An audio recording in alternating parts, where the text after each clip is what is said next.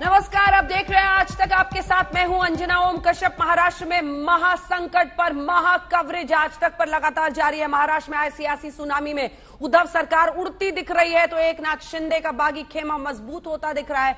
शिंदे ने बयान दिया है कि 13 छोड़ सभी विधायक आ जाएंगे। दावा तो यह भी है कि बागी कैंप 37 के जादुई आंकड़े को पार कर गया है, यानी अब दल बदल का खतरा नहीं है। सूत्रों के मुताबिक गुवाहाटी में शिंदे के साथ 35 विधायक मौजूद हैं, जबकि 3 समर्थक मुंबई में हैं।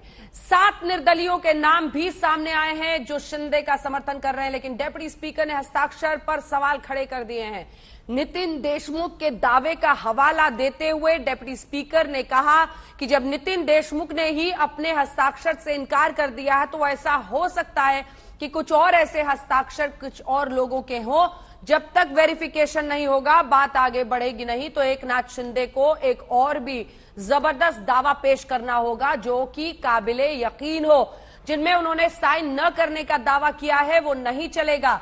शिवसेना अब भी हुंकार भर रही है। संजय राउत ने 20 बागी विधायकों के संपर्क में आने का दावा किया। उनका आरोप है कि ईडी का डर दिखाकर शिवसेना के विधायकों को बागी पाले में ले जाया गया है। वो बार बार कह रहे हैं कि हमारी स्थिति मजबूत है। हम आपको एक बार फिर से एक तरफ उद्धव खेमा दिखा रहे हैं जो कहता है ईडी के डर से तो हिंदुत्व से हट गई शिवसेना, एनसीपी कांग्रेस से कर लिया गठबंधन। शिंदे खेमा ये कह रहा है और उनका कहना है कि महाराष्ट्र विकास आघाड़ी से एनसीपी को कांग्रेस को फायदा हुआ, शिवसेना को नुकसान होता चला गया।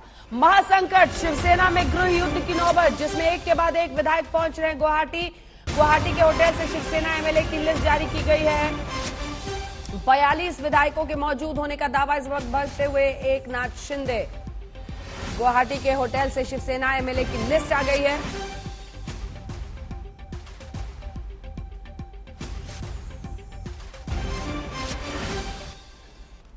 भरत बोगावले एक ऐसे ही विधायक जिनसे हमने कुछ देर पहले बातचीत की। आइए आपको सुनाते हैं भरत बोगावले क्या कह रहे हैं। भारत जी आपके साथ और एकनाथ शिंदे के साथ कितने एमएलएज हैं? हाँ, अभी हमारे पास 42 है, 42 है, मगर हमारे पास जो नंबर्स है वो 35 है। शिवसेना के एमएलएज कितने? शिवसेना के एमएलएज शिवसेना के एमएलएज कितने हैं आपके साथ? सिर्फ शिवसेना के एमएलएज 2 देना और एक ऐसे देना। और कैसे आपका और क्या चाहिए मैडम? सर भारत जी, शिवसेना के एमएलए कितने हैं आपके साथ?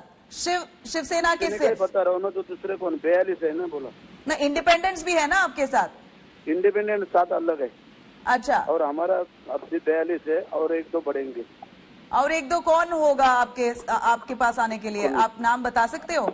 और है ना हमारे, और शायद हमारे उदय सामंत दादा उसे आने के चांसेस है जी। वो अभी आए नहीं है लेकिन आने के चांसेस है। अच्छा, आने के चांसेस है, मगर हमारे पास तो सिर्फ 35 नाम है अभी के लिए, सिर्फ 35 है। आधा घंटे में 42 का लिस्ट मिल जाएगा।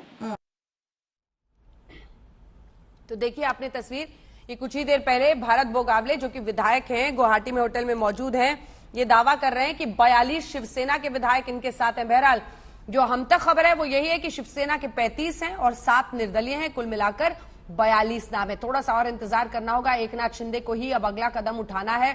क्या फ्लोर टेस्ट का सामना करते हैं उद्धव ठाकरे या नहीं करते हैं?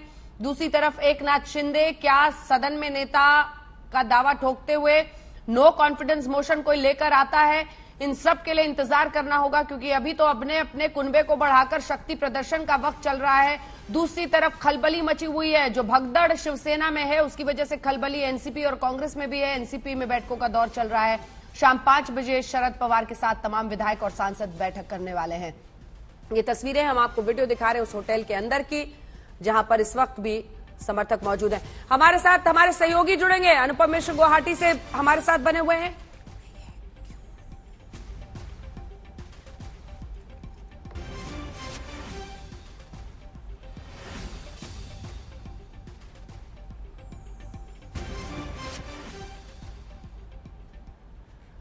तो गुवाहाटी के होटल में शिवसेना के विधायकों की लिस्ट आई है, आइए आपको सुनाते हैं। इतना सब कुछ हो रहा है, भगदड़ मची हुई है, लेकिन संजय राउत कह रहे हैं ऑल इज वेल। आज भी हमारी पार्टी मजबूत है, पार्टी जमीन पर है, हजारों लाखों कार्यकर्ता आज भी हमारे साथ पार्टी के साथ जुड़े हैं। कुछ एमएलए हमसे छोड़कर हमको छोड़कर जाना यानी पार्टी टूट गया ऐसा नहीं होता। पार्टी अलग है और विधायकों की बात अलग है, पार्लियामेंट्री पार्टी की बात अलग होती है। किस हालात में, किस दबाव में, किस प्रेशर में ये लोग हमें छोड़कर चले गए हैं उसका खुलासा जल्दी ही हो जाएगा। उद्धव जी ने कल जरूर आह्वान किया है कि आप आइए और बात करिए। मैं उसको बंडखोर नहीं मानता हूँ जैसा आप कहते हैं, ये बेईमानी है।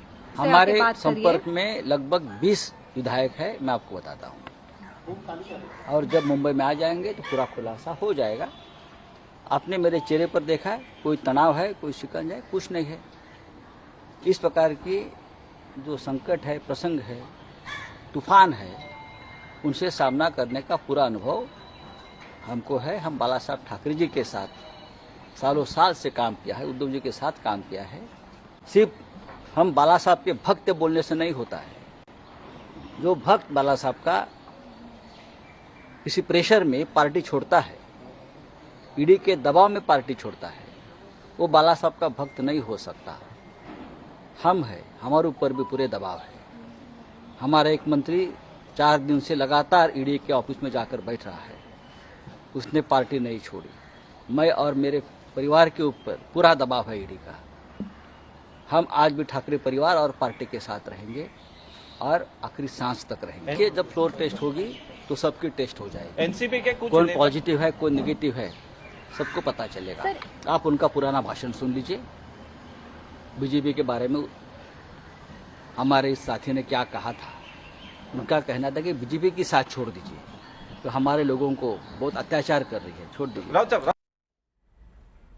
तो संजय राउत को आप सुन रहे थे, वो बार बार कह रहे हैं सब ठीक है, ऑल इज वेल, पार्टी में कोई दिक्कत नहीं है, लेकिन उन्हें भी एहसास है। वो कह रहे हैं 20 विधायकों से हमारा संपर्क भी हुआ है, उधर एकनाथ शिंदे का कुनबा बढ़ रहा है। आपको लिए चलते हैं टच स्क्रीन के जरिए, बागियों का गणित बनाते हैं और बताते हैं टीम उद्धव ठाकरे। और यहां पर हमने देवेंद्र फडणवीस का चेहरा इसलिए रखा हुआ है क्योंकि एकनाथ शिंदे बीजेपी शासित राज्यों में इधर से उधर घूम रहे हैं।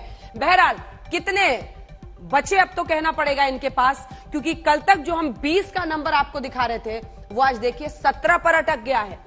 कल्पना कीजिए आप स्थिति, 55 से 17 पर शिवसेना सिमटती दिख रही है। ये 53, ये 44 टिका हुआ है, लेकिन जो शिवसेना के बागी विधायक है वो अब 38 का आंकड़ा हो गया है और ये आंकड़ा 2/3 से ज्यादा है। यानी दल बदल कानून एकनाथ शिंदे पर नहीं लगेगा, यानी ठाकरे परिवार का वर्चस्व शिवसेना में ललकारते हुए एकनाथ शिंदे। अन्य बागी 12 हो जाता है 50, यानी अल्पमत में 144 का आंकड़ा नहीं, अल्पमत में आ सकती है उद्धव सरकार। अब आपको एक बार फिर से हम लिए चलते हैं वापस और दिखाते हैं बीजेपी प्लस, क्योंककि इसमें एकनाथ शिंदे, जो टीम एकनाथ शिंदे है वो भी आ जाएगी। और ये देख लीजिए 106 पहले से 7 अन्य बागी जुड़ जाते हैं 50, 163 का आंकड़ा पहुंच रहा है। 144 के आंकड़े से कितना ज्यादा है, कल तक 152 थे, आज 163 पहुंच गए हैं। यानी कुनबा एकनाथ शिंदे का बढ़ता हुआ, ये साफ बताता हुआ कि उद्धव ठाकरे की जो टीम है वो पूरी तरह से इसमें फेल हो रही है। हालांकि बीजेपी ने कहा है कि हम कोई भी स्टेक अभी सरकार बनाने का नहीं कर रहे हैं, लेकिन फिर भी ये जो आंकड़ा है ये बहुमत का आंकड़ा और उससे काफी ऊपर देवेंद्र फडणवीस हो सकते हैं और सरकार बनाने की स्थिति में भी आ सकते हैं। लेकिन प्रक्रिया का पालन करना होगा, क्योंकि अभी तो डेप्यूटी स्पीकर ये कह रहे हैं कि जो चिट्ठी भेजी गई है 37-35 विधायकों की, उसमें उनका कहना है कि नितिन देशमुख इनकार कर रहे हैं, उसमें मराठा और इंग्लिश वाले सिग्नेचर का पंगा फंस गया है। ऐसे में अब हम आपको बता रहे हैं कि भगदड़ जब शिवसेना में मची है तो कैसे खलबली अन्य पार्टियों में है। अब शाम को मुंबई में होगी एनसीपी की बैठक और एनसीपी नेता जयंत पाटिल क्या कह रहे हैं, सुनिए। की या शिवसेनेचे सर्वजण एकसंघ राहावेत आणि महाविकास आघाडीचं सरकार टिकावं यासाठी उद्धवजी हे प्रयत्न करतील आणि मला खात्री आहे की हे सर्व आमदार ज्यावेळी उद्धवजींच्या समोर उभे राहतील त्यावेळी ते निश्चितपणाने उद्धवजींचं नेतृत्व झुगारू शकत नाही। एक गॉसिप समोर येते की आपले काही आमदार आहेत ज्यांचं म्हणणं होतं भाजपसोबत जावं किंवा गृह खात्याचं अहवाल जो आहे तो अगोदरच आला होता असं म्हटलं जातं. किंवा कॅबिनेट मंत्री जे आहेत त्यांना कॉन्वोद्वारे जेव्हा विधान परिषदेची निवडणूक संपली होती तेव्हा अनेक मंत्री अनेक आमदार मुंबईच्या बाहेर पडले. याची पूर्ण माहिती राज्य सरकारला होती, मुख्यमंत्र्यांना होती, गृहमंत्री दिलीप वळसे पाटील यांना होती. मात्र सगळ्यांनी याच्याकडे दुर्लक्ष केलं आणि त्याच्यामुळे एवढ्या मोठ्या संख्येने जे आमदार आहेत ते मुंबईच्या बाहेर पडले. नाही, शिवसेनेतून आमदार बाहेर फुटू शकतात याच्यावर कोणाची अपेक्षा नव्हती आणि त्यामुळे कदाचित आपण म्हणताय तसं झालं असण्याची शक्यता आहे. राष्ट्रवादीचे काही आमदारांनी गॉसिप आहे की त्यांचंही असं म्हणणं होतं की आपण भाजपसोबत जायला हवं किंवा त्यांचंही अनरेस्ट आहे काही एका गटाचा. यात खरंच काही तथ्य आहे का? राष्ट्रवादी काँग्रेस पक्षाचे सर्व आमदारांना आम्ही मुंबईत आज बोलवलेलं आहे. आज संध्याकाळी 5 वाजता सध्याची जी परिस्थिती आहे त्याबद्दल त्यांना माहिती देण्यासाठी आम्ही बैठक बोलवलेली आहे. काल बरेच आमदार मला भेटले आणि त्यातले काही 2-4 शेवटी असं आहे की सत्ता जाते म्हटल्यावर असे विचार व्यक्त करणारे 2-4 जण निघतात. त्यामुळं काही जण असे उत्साहाने म्हणत होते की सत्ता जाणं योग्य नाही, पण आपण विरोधी पक्षात बसायची तयारी करणं हाच त्याच्यावर आता पर्याय आहे. आणि म्हणून कुणी इकडं तिकडं अशी चर्चा केली तर त्यात काही फारसा तथ्य नाही. विरोधी पक्षात बसायला तयारी करावी लागत नाही, ती परिस्थिती निर्माण होते आणि त्याप्रमाणे बसायचं असतं. सर, हिंदी वाटचाल सुरू झाली असं संजय राऊत काल म्हणाले होते. आता स्वतः राजीनामा देणार आहात का? कशी काय पुढची रणनीती असेल? मला वाटत नाही की मुख्यमंत्री. तो खलबली चारों तरफ मची हुई है। विद्या हमारी सहयोगी मुंबई से हमारे साथ जुड़ रही हैं और अनुपम मिश्र हमारे साथ गुवाहाटी से जुड़ रहे हैं। लेकिन सबसे पहले अनुपम आप ही का रुख करेंगे क्योंकि यहां पर जो कुनबा बढ़ रहा है वही सीधी चुनौती मुंबई में उद्धव ठाकरे को दे रहा है। अभी क्या स्थिति है? क्या 35 शिवसेना के विधायक हैं या 42 हैं? जैसा कुछ देर पहले एक विधायक जो थे भरत, उन्होंने कहा था इंडिया टुडे से कि 42 शिवसेना के हैं। असल आंकड़ा क्या पता चल रहा है? जी देखिए अंजना, अभी तक इस बारे में पूरी तरह से साफ वार्ता हमें एकनाथ शिंदे ग्रुप की ओर से नहीं मिल रही है। एक जो वार्ता आ रही है, एक जो बातचीत आ रही है वो है कि 35 विधायक हैं और जिस तरीके से गिनती की जा रही है, चूंकि 29 विधायक कल पहुंचे थे और आज सुबह, कल रात में फिर 2 विधायक पहुंचे, फिर आज सुबह 3, उसके बाद फिर 4 विधायक, तो इस हिसाब से 35 के आसपास विधायक होने की संख्या बताई जा रही है और एक तरफ से दावा किया जा रहा है 42 विधायक है। लेकिन हो सकता है कि अभी 37 विधायक यहां पर नहीं है, इस वजह से पूरी तौर पर खुलासा एकनाथ शिंदे की ओर से नहीं किया जा रहा है। और एकनाथ शिंदे इसी को अगला कदम क्या उठाएंगे अनुपम? क्या इस बारे में कोई फीलर अंदर से आ रहा है? अगला कदम क्या उठाएंगे? डेप्यूटी स्पीकर को जो उन्हें चिट्ठी लिखनी है, क्योंकि डेप्यूटी स्पीकर से हमने जो बातचीत की आज तक पर, उनका ये कहना है कि जो 35 हस्ताक्षर वाली चिट्ठी है उसमें नितिन देशमुख इनकार कर रहे हैं। वो कह रहे हैं कि मेरा हस्ताक्षर है ही नहीं, तो बाकी सारे सिग्नेचर्स भी सवालों में आ जाते हैं। ऐसे में फिजिकली प्रेजेंट तो होना ही पड़ेगा ना। कब तक गुवाहाटी में बैठे रहेंगे होटल में?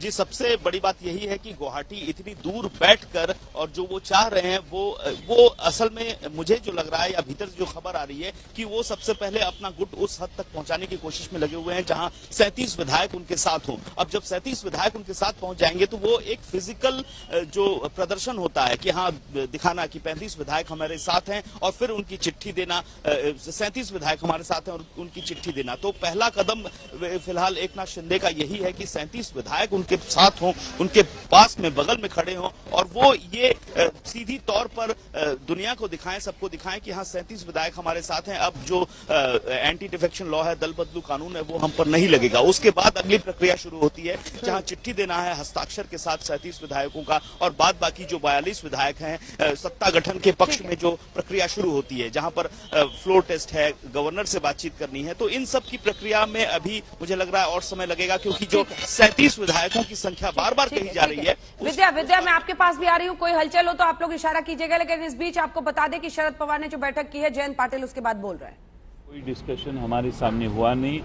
चीफ मिनिस्ट्रियल पोस्ट हमारे महाविकास आघाड़ी में we have given it to Shiv Sena, so it is up to Shiv Sena and their internal decision who will remain as chief minister. Today what we know is Mr. Uddhav Thackeray is their leader and Uddhav Thackeray is chief minister. NCP को उम्मीद है sir कि अगर सारे विधायक आते मुंबई तो बात बन जाएगी, उनके साथ आ जाएंगे। इतनी दूर गुवाहाटी पे लेके जाके वहाँ भी फ्लड है, वहाँ भी उनके खिलाफ आंदोलन हो रहा है कि फ्लड के लोगों को मदद करने के बजाय एमएलए लोगों की खातिर जमा करने में सब लगे हैं। तो वो अभी वापस आने की आवश्यकता है और वो जब मुंबई आएंगे तो मुझे विश्वास है कि शिवसेना का मुंबई में माहौल है और जब वापस आएंगे उनमें से कुछ विधायक शायद बाहर निकलेंगे और शायद हमें लगता है, अभी मुझे मालूम नहीं, लेकिन उद्धव जी ठाकरे जी का प्रभाव उनके सबके ऊपर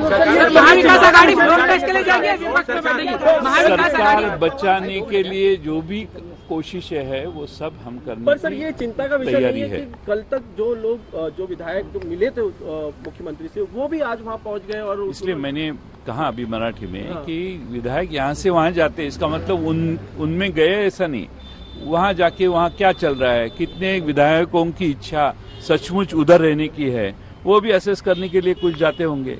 तो ऐसा नॉट रीचेबल होने के बाद वो उधर ज्वाइन हुए, ऐसी गलतफहमी में इमीडिएट आने की आवश्यकता नहीं, जब तक वो विधायक खुल के बाहर आके नहीं बोलता कि हम एकनाथ शिंदे साहब के साथ हैं। अपने विधायकों को वापस ले आएंगे, आप इसको लेकर कॉन्फिडेंट हैं? बाला साहेब ठाकरे साहब की पार्टी बाद में उद्धव ठाकरे साहब ने उसकी जिम्मेदारी ली है। उनमें जो शिवसैनिक है, वो जो ओरिजिनल शिवसैनिक है, वो मुझे लगता है ऐसी बगावत नहीं करेंगे।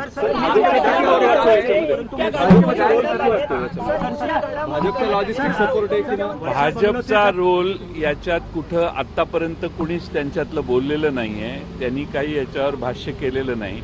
एकनाथ शिंदे आपल्या आमदारांना घेऊन तिकडे जाऊन राहिलेले आहेत, त्याच्यापेक्षा जास्त याच्यात लॉजिस्टिक पडद्यामागे काय आहे याच्याविषयी खोलात जाण्याची गरज नाही। जाताना कुणी विमानं दिली, येताना कुणी विमानं दिली, ते कुठल्या हॉटेलमध्ये राहिले, त्या हॉटेलचं बिल कोणी दिलं, कोण आता त्यांना पोचतंय, याच्याविषयी आज बोलण्याची गरज नाही। हळूहळू तुम्हीच आम्हाला ती माहिती कळवाल असा आम्हाला विश्वास आहे। पवार या सगळ्या घडामोडीवर काहीच बोलत नाहीये, त्यांच्या मौनावरती खरं तर अनेक प्रश्नचिन्ह निर्माण होत आहेत। असं आहे की अजितदादा हे याविषयी काय बोलणार, मी पक्षाच्या वतीने सांगतोय, हेच अजितदादा बोलणार आणि अजितदादांनी या विषयाबद्दल मौन बाळगलेलं नाही, तर यासाठी आमच्या सगळ्यांचं एकमतानं उद्धवजींना पाठिंबा आहे, ही त्यांची भूमिका आहे। त्यांच्या सगळ्यांच्या तो जयंत पाटिल ये कहते हुए कि सरकार बचाने के लिए हर मुमकिन कोशिश करेंगे, लेकिन मुख्यमंत्री कौन होगा ये तो शिवसेना को ही तय करना है। अब स्थिति ये है कि जो ये खतरा मंडरा रहा है उससे पूरी तरह से अब एनसीबी तैयार है।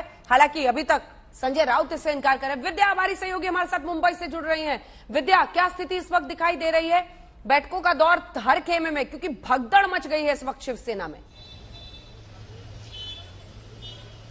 जी, थोड़ी देर पहले ही यहाँ पे दगड़ू सतपाल जो कि लालबाग के हैं, जो फॉर्मर एमएलए हैं, वो गए थे उद्धव ठाकरे से मिलने। अभी यहीं इसी दरवाजे से निकले हैं बाहर और उन्होंने सीधे ये कहा कि जो गए हैं उन्हें वापस बुलाने की जरूरत ही नहीं है, वो गए ही क्यों। और जिस तरह से नाराजगी वो जता रहे थे उससे साफ यही लग रहा था कि अंदर से जब आए हैं तो उनके तेवर कुछ नाराजगी भरे थे और यही कह रहे थे कि जो गए हैं उन्हें जाने दो, उन्हें आने की जरूरत नहीं है और जो होगा देखा जाएगा। इस तरह के अंदाज से वो अभी कहते हुए निकले तो हैं यहाँ से, लेकिन बात तो यही है कि अब जो इनके पास मुट्ठी भर के एमएलए रह गए हैं उसके ऊपर एक निर्णय जरूर लेना पड़ेगा। क्या एकनाथ शिंदे की बात मानेंगे, बीजेपी से हाथ मिलाएंगे, या फिर यही कांग्रेस और एनसीपी का जो गठबंधन है उसके साथ ऑपोजिशन में बैठेंगे।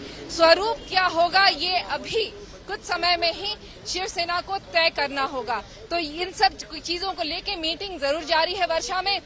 यहाँ पर मिलने के लिए लोग अभी थोड़ी देर पहले सुभाष देसाई भी आए थे और अभी इस तरह से दगड़ू सतपाल आए थे। तो मीटिंग का दौर हर जगह चल रहा है, चाहे वो वर्षा हो या मातोश्री। मीटिंग करके ही शायद कोई निर्णय निकले, इसी की उम्मीद है। बिल्कुल, हमारे साथ दो मेहमान जुड़ रहे हैं। विद्या, जैसे ही कोई जानकारी आती है आप हाथ उठाइएगा, हम आपका रुख फौरन करेंगे। आप इस वक्त गुवाहाटी की भी तस्वीरें देख रहे हैं, वहां से लाइव है अनुपम। और अनुपम, कोई अपडेट वहां से है क्या? सुरक्षा की तस्वीरें हम दिखा रहे हैं, क्या मतलब लगभग कितने सुरक्षाकर्मी पहुंच गए हैं टीएमसी के विरोध की वजह से? बिल्कुल, अचानक से ये गहमागहमी बढ़ गई और जो मेन रास्ता है होटल के बाहर का उसको पूरी तरीके से घेर लिया गया है। और जो पुलिस वाले कुछ बता नहीं रहे हैं, लेकिन जो सुनने में आ रहा है कि टीएमसी के बाद अब हो सकता है कि कांग्रेस कार्यकर्ता भी यहाँ पर विरोध प्रदर्शन शुरू करे। तो उसी के मद्देनजर ये सुरक्षा व्यवस्था और कड़ी कर दी गई है, बैरिकेडिंग लगा दी गई है और भारी सुरक्षा बल होटल के सामने तैनात किया गया है। लगभग 200 से 300 पुलिसकर्मी होटल के बाहर इस वक्त तैनात कर दिए गए हैं, जो मुख्य रास्ता है वहां पर। अंजना, बिल्कुल, तस्वीरें आप भेजते रहिएगा। इस बीच हम दो मेहमान हमारे साथ जुड़ रहे हैं, उनसे चर्चा कर लेते हैं। विक्रम सिंह यादव जी, जो कि नेता शिवसेना के हैं, सुजाता पांडे पॉलिटिकल एनालिस्ट के तौर पर जुड़ रही हैं। मैं विक्रम जी आपसे ही पूछ रही हूं, अब आखिर ये कौन सा हट है, कौन सी जिद है? आप लोगों को समझ में नहीं आ रहा है कि इतने सारे विधायक एकनाथ शिंदे के साथ वहां पर बैठे हुए हैं। महाविकास अघाड़ी के खिलाफ खुलकर एकनाथ शिंदे कह रहे हैं, वो कह रहे हैं कि उन दोनों को तो फायदा हुआ, कांग्रेस एनसीपी को, शिवसेना का नुकसान हुआ।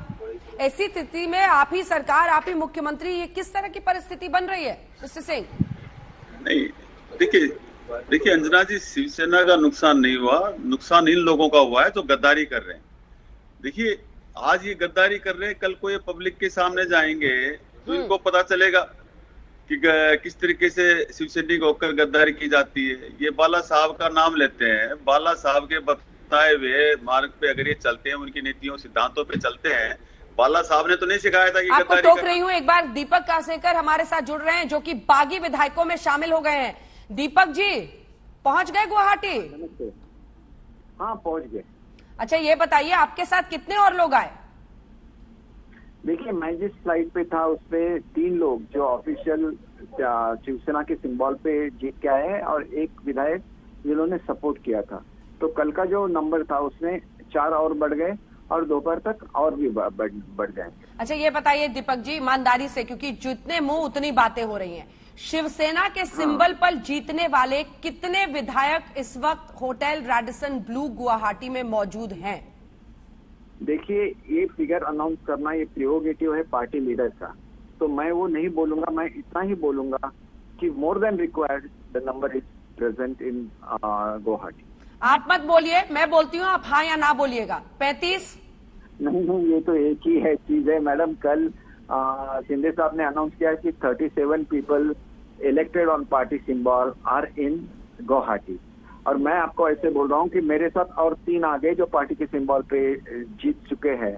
तो naturally it would go to 40, no, 37 plus 3, but I don't know the exact number which will show you the correct pictures also on the screen, so that you can count them and you can satisfy yourself. ठीक है, एक open चिट्ठी लिखी है, इस बारे में आप क्या जानकारी देंगे? एकनाथ शिंदे ने उद्धव ठाकरे को खुली चिट्ठी लिखी है और बीजेपी से साठगांठ का आरोप लग रहा है। आपने किससे किससे बात की बीजेपी में? देखिए, मेरा ये कहना है कि किसके साथ अलायंस करना है इसके बारे में क्लियर कट व्यू है हमारा। जो मैं तो खुद लास्ट 1.5 ईयर से बोल रहा हूँ सीएम साहब को, और कि आपको बीजेपी के साथ जाना चाहिए। सारे विधायकों की मांग थी कि आपको बीजेपी के साथ जाना चाहिए, और ये पुराने मित्र है, चाहे उनमें कुछ मिसअंडरस्टैंडिंग हो जाए तो उसको पैचअप हो सकता था, वो साथ साथ रहे, इतनी ही मांग थी। किसी ने भी सीएम साहब का रेजिग्नेशन मांगा नहीं था। We respect him, all of us love him, but somewhere you will have to come to a conclusion. लोग जिताते हैं लोकशाही में, तो उस कॉन्स्टिट्यूंसी का विकास करने के लिए जिताते हैं। शिवसेना के पास ऐसा एक भी डिपार्टमेंट नहीं था जो रूरल महाराष्ट्र को कुछ दे सके। इनके पास सिर्फ यूडी रखा, इन्होंने इंडस्ट्रीज रखा, बाकी सब डिपार्टमेंट दे दिए एनसीपी को, कांग्रेस को। तो लोग क्या बोलेंगे अपने यहाँ, जिनको लोगों ने जीता के दिया है उनके कॉन्स्टिट्यूंसी का विकास करने के लिए। दीपक केसरकर जी, आपकी ऐसी पुरानी बाइट्स है, लेकिन मेरा सवाल सुनिए, अब अगला कदम क्या होगा? अगला कदम क्या होगा, जल्दी से हमें बता दीजिए, ब्रेक पर जाना है। अगला कदम क्या होगा? डेप्यूटी स्पीकर को चिट्ठी लिखेंगे, take the recognition and then you'll have to go for the government, no? Not because we have a small number. We'll have to have alliance with some party. So those are तो वो alliance आप BJP के साथ करेंगे, वो गठबंधन BJP के साथ करेंगे? That is for Mr. Shinde to decide, but all of them were demanding with Uddhav Sahib that he must have an alliance with BJP, and that we were very firm upon. बड़ी खबर के साथ हम bulletin की शुरुआत कर रहे हैं, क्योंकि महाराष्ट्र के महासंकट में अब एक चिट्ठी फिर से आ गई है। बीते दिन 35 हस्ताक्षरों वाला लेटर बॉम्ब गिराया था एकनाथ शिंदे ने। अब वो उद्धव ठाकरे को खुली चिट्ठी लिख रहे हैं। आइए आपको लिए चलते हैं। साहिल हमारे सहयोगी इस वक्त हमारे साथ जुड़ रहे हैं। साहिल, क्या है चिट्ठी में? भावनाओं का जिक्र, क्या कुछ लिखा हुआ है, बताएं। काफी लंबी चिट्ठी है अंजना, बहुत लंबी चिट्ठी है। और संजय शिरसाट जो इस वक्त एकनाथ शिंदे के साथ में वहां पर गुवाहाटी के रिसोर्ट में मौजूद है, होटल में मौजूद है, उन्होंने ये चिट्ठी लिखी है। एकनाथ शिंदे ने ये ट्वीट की है ये चिट्ठी, और ये सिर्फ कहा है कि ये विधायकों की भावनाएं हैं, ये हम आपसे शेयर करना चाहते हैं। कल उद्धव ठाकरे ने जिस तरीके से एक भावनात्मक अपील की अपने विधायकों को, उसके बाद उन्होंने ये चिट्ठी लिखी है। और चिट्ठी में सीधे उद्धव ठाकरे को निशाना बनाया गया है। और संजय शिरसाट जो है वो उद्धव ठाकरे को चिट्ठी लिखते हैं। उद्धव ठाकरे को सीधा एड्रेस करते हुए उन्होंने लिखा है कि हमारे हिंदू हृदय सम्राट शिवसेना प्रमुख बाला साहब ठाकरे, इनको स्मरण करके, उनको वंदन करके ये चिट्ठी मैं आपको लिखने की कोशिश कर रहा हूं। अगर मैं पूरा ट्रांसलेट करना है तो मैं पूरा ट्रांसलेट भी इस चिट्ठी को कर सकता हूं, क्योंकि जाहिर सी बात है कि ये पूरी चिट्ठी मराठी में लिखी गई है। हालांकि इस चिट्ठी में शुरुआत जो की गई है वो ये की गई है, बिल्कुल, तो चिट्ठी की शुरुआत यह है कि कल जिस तरीके से हमने देखा कि उद्धव ठाकरे जब वर्षा निवास स्थान, जो मुख्यमंत्री का अधिकृत निवास स्थान है, वो छोड़ रहे थे, वहां पर काफी भीड़ वहां पर दिखाई दी। अच्छा हुआ कि पहली बार इस बंगले के दरवाजे आम आदमी के लिए भी खोले गए। बंगले पर जो भीड़ हुई थी वो देखकर हमें काफी खुशी हुई है।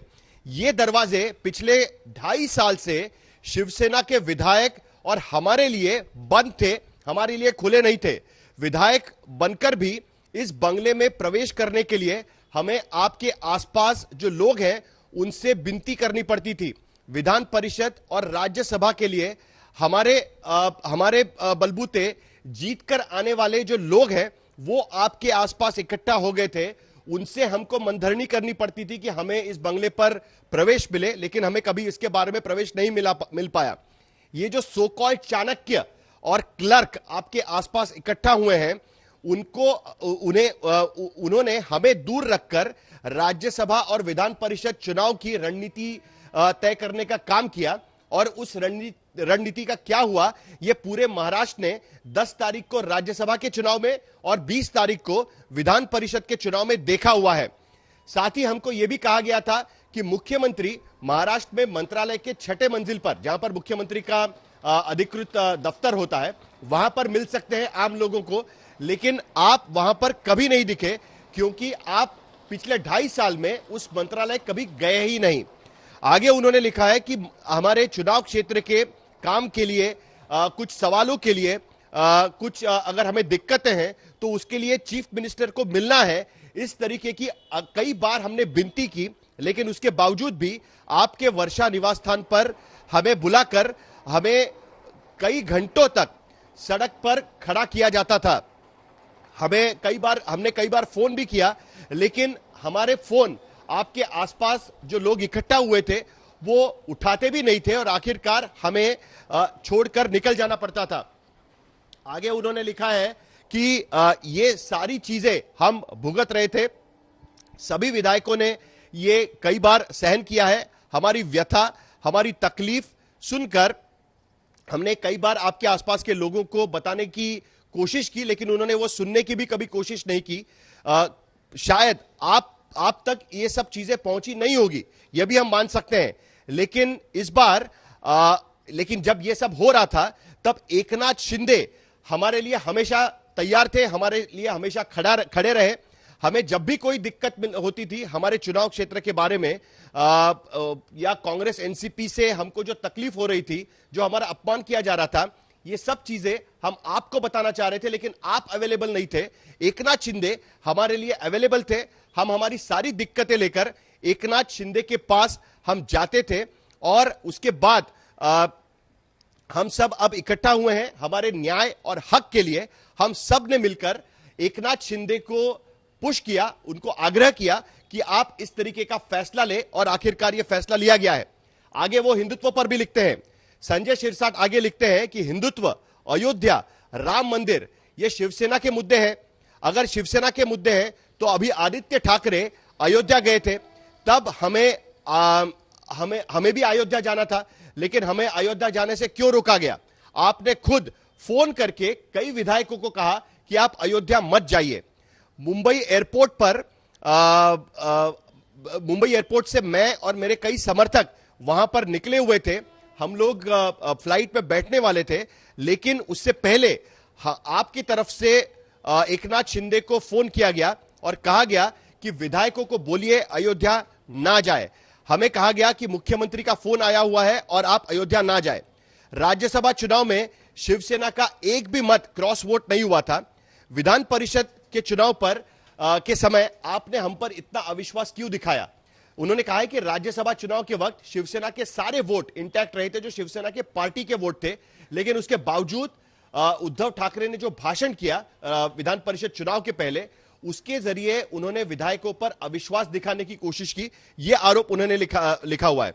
हमें भी रामलल्ला का दर्शन करना था, लेकिन हमें रामलल्ला का दर्शन क्यों नहीं करने दिया गया? आगे उन्होंने लिखा हुआ है, उद्धव साहब, हमें वर्षा पर प्रवेश नहीं मिलता था, मुख्यमंत्री के अधिकृत निवास स्थान पर हमें इजाजत नहीं मिलती थी जाने के लिए। हमारे असली विरोधक जो है कांग्रेस और एनसीपी के लोग आपको आराम से मिल पाते थे। हमारे चुनाव क्षेत्र, उनके चुनाव क्षेत्र के काम भी करा रहे थे।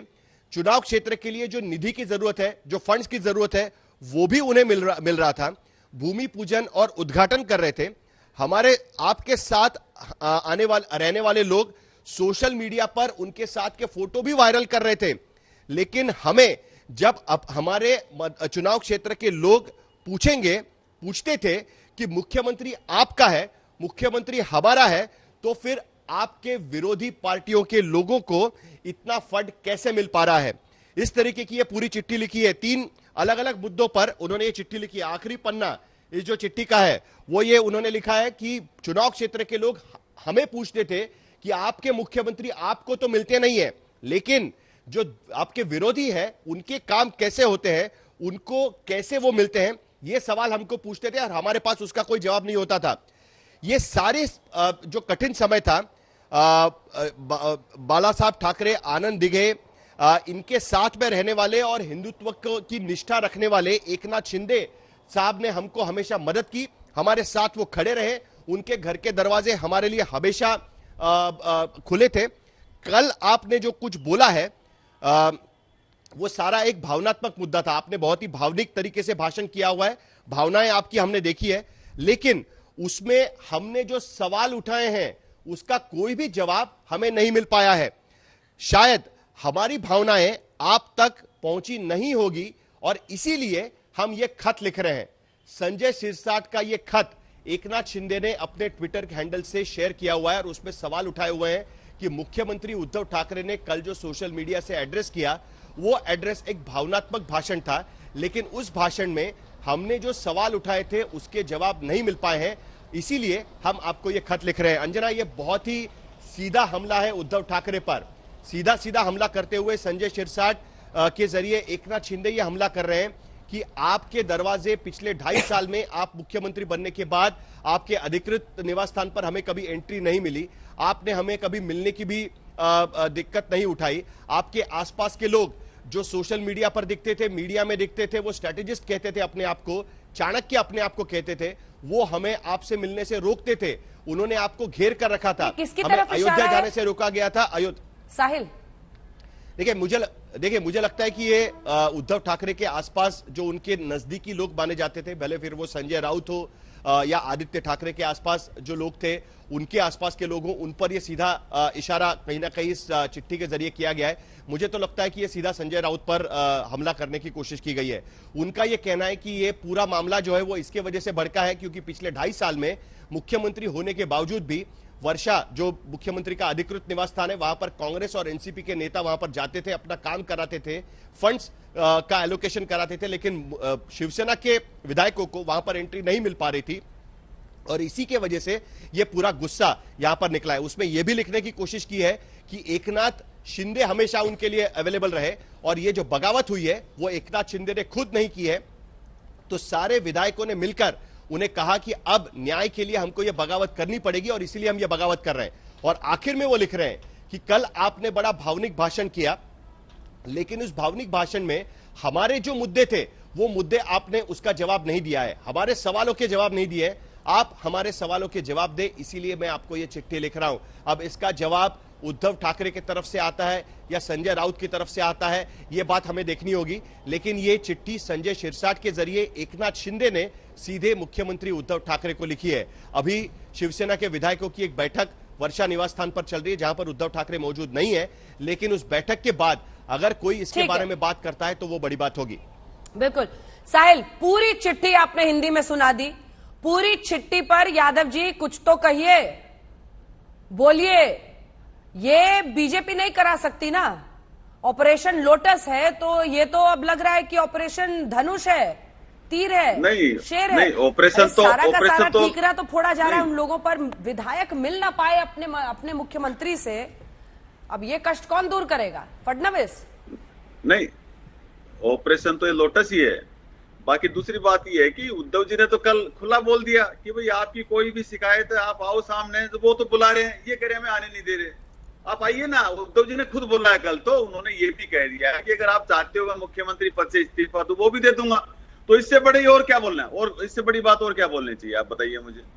अरे 2.5 साल मिले नहीं, उसका हिसाब मांग रहे हैं ना लोग। तो 2.5 साल में तो पहले कभी विरोध ऐसा कोई बात सुनी नहीं थी, और अगर 2.5 साल में नहीं मिले, अब मिल रहे हैं, तो अब आए सामने, बताएं जरा।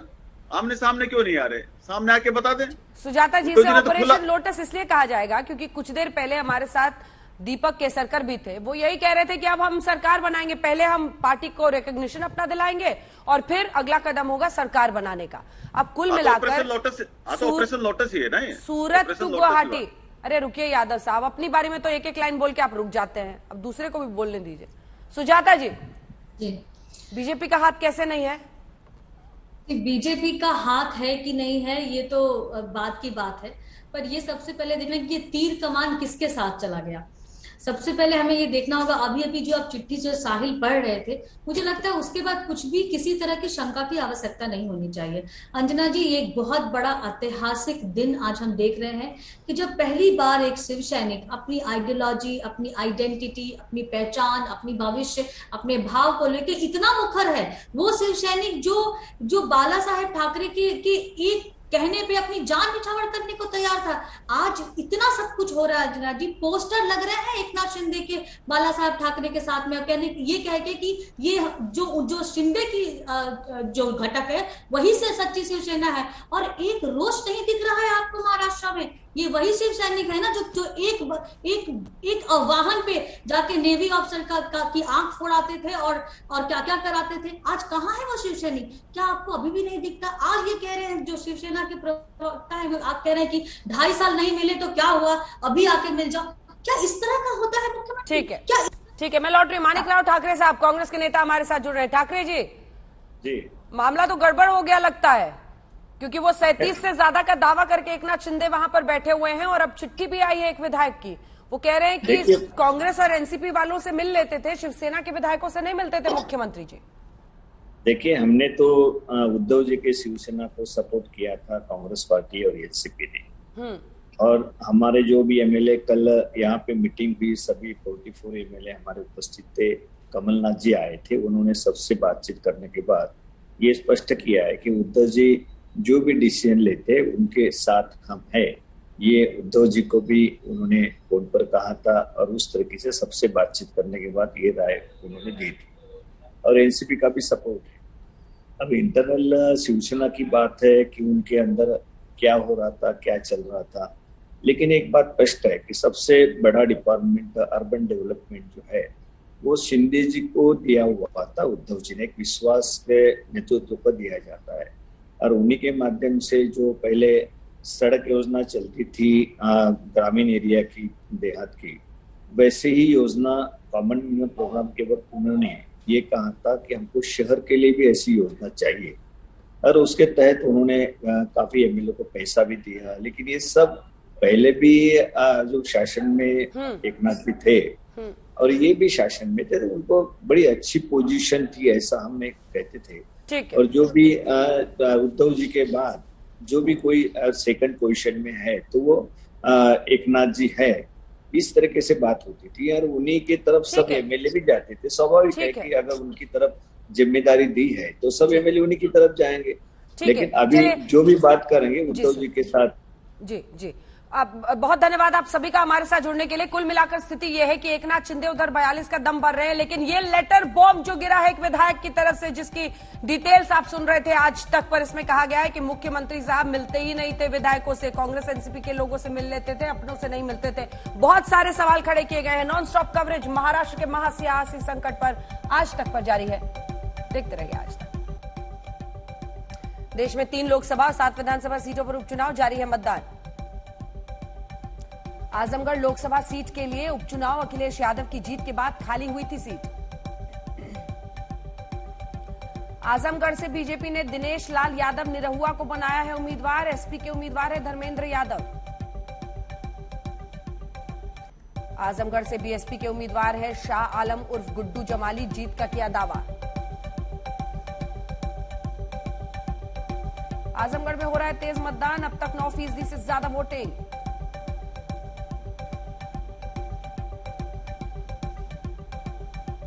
आज रामपुर लोकसभा सीट के लिए भी उपचुनाव। आजम खान के विधानसभा चुनाव जीतने के बाद सीट खाली। प्रशासन का दावा, रामपुर में अब तक शांतिपूर्ण तरीके से मतदान। 2000 से ज्यादा मतदान केंद्रों पर वोटिंग। शाम 6 बजे तक होगा मतदान। संवेदनशील लोगों को दिया गया रेड कार्ड। रामपुर में एसपी उम्मीदवार आसिफ रजा का आरोप, पुलिस लोगों को मतदान करने से रोक रही। रामपुर में केंद्रीय मंत्री मुख्तार अब्बास नकवी ने किया मतदान, कहा विकास का किया वादा। पंजाब के संगरूर में भी लोकसभा सीट के लिए उपचुनाव। भगवंत मान के विधानसभा चुनाव जीतने के बाद खाली हुई थी सीट। पंजाब के वित्त मंत्री हरपाल सिंह चीमा ने अपने गांव में डाला वोट, कहा 3 महीने के कार्यकाल को देखकर मतदान कर रहे हैं लोग। संगरूर से आपके उम्मीदवार है गुरमेल सिंह, कहा शिक्षा स्वास्थ्य और विकास के मुद्दे पर चुनाव लड़ रही है उनकी पार्टी। मतदान केंद्र पर आए पंजाब के शिक्षा मंत्री गुरमीत सिंह मीत। एसडीपी कॉलेज में किया मतदान। संगरूर से बीजेपी उम्मीदवार है केवल सिंह ढिल्लन। सख्त सुरक्षा के बीच मतदान। दिल्ली के राजेंद्र नगर विधानसभा सीट के लिए भी उपचुनाव। राघव चड्डा ने किया मतदान। राजेंद्र नगर सीट से बीजेपी के उम्मीदवार है राजेश भाटिया। जीत की जताई उम्मीद। झारखंड के मंदर विधानसभा सीट पर उपचुनाव। मतदाताओं की सुबह से लंबी कतार। आंध्र प्रदेश के आत्मकुरु विधानसभा सीट पर उपचुनाव। पूर्व मंत्री गौतम रेड्डी के निधन से खाली हुई थी सीट। आत्माकुर में चुनाव के लिए सख्त सुरक्षा। एसपी ने कहा मतदान से पहले सभी लाइसेंसी हथियार जब्त। त्रिपुरा में आज 4 विधानसभा सीटों के लिए उपचुनाव। अगरतला टाउन, बारदोवाली, सुरमा और जुबराजनगर में वोटिंग। अगरतला के मुख्यमंत्री माणिक साहा ने किया मतदान। चुनाव को लेकर कड़े सुरक्षा इंतजाम। त्रिपुरा के जुबराजनगर सीट पर भी उपचुनाव। मतदान को लेकर दिखा उत्साह। टीएमसी उम्मीदवार अर्जुन नामसुद्रा ने लगाया बीजेपी पर आरोप, कार्यकर्ताओं ने किया जानलेवा हमला। टीएमसी ने बीजेपी उम्मीदवार स्वपन पॉल के खिलाफ दर्ज कराई शिकायत, परिवार को भी मारने की धमकी।